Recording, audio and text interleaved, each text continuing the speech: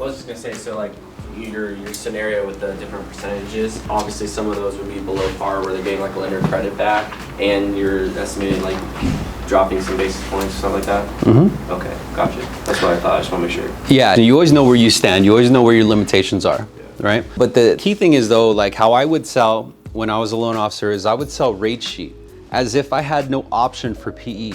Because I felt for whatever reason that if I can convince myself that that PE really is a hookup, is an exception, I'm gonna make them earn it, right? Otherwise, why am I giving them an exception? Get it?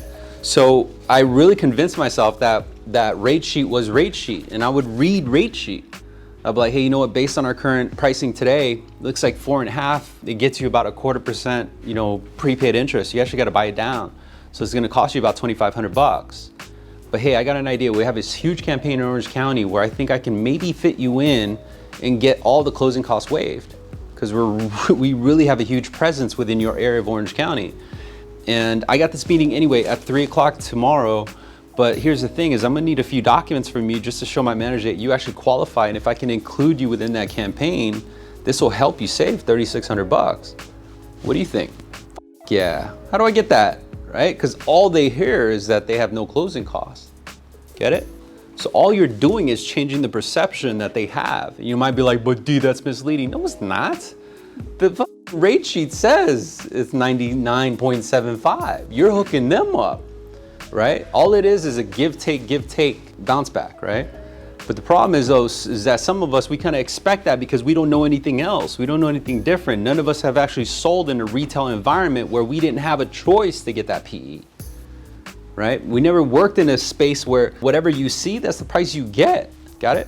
We're not selling cell phones, right? You know, we have an opportunity to really work up a pricing exception.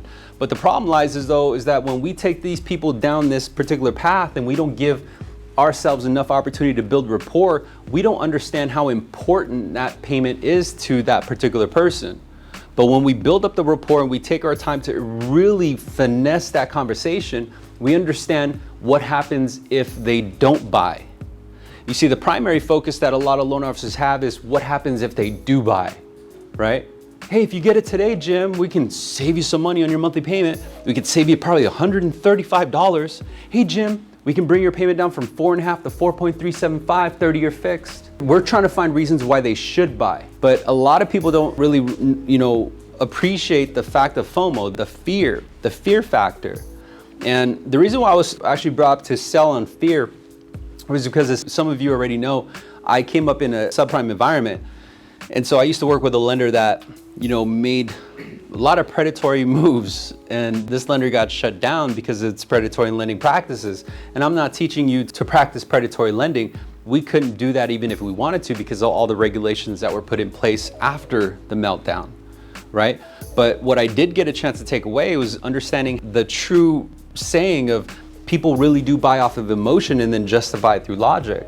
And so people will really buy from you if they have a fear of missing out on that opportunity. You get it?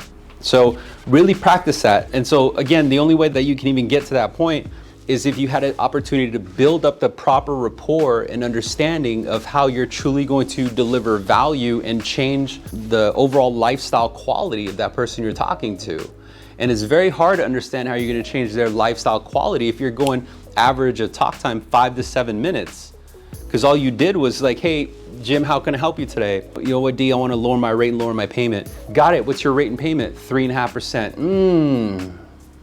Right? Very fast conversation without first understanding, well, what happens if Jim doesn't lower his payment regardless of the rate, regardless of the cost? Get it?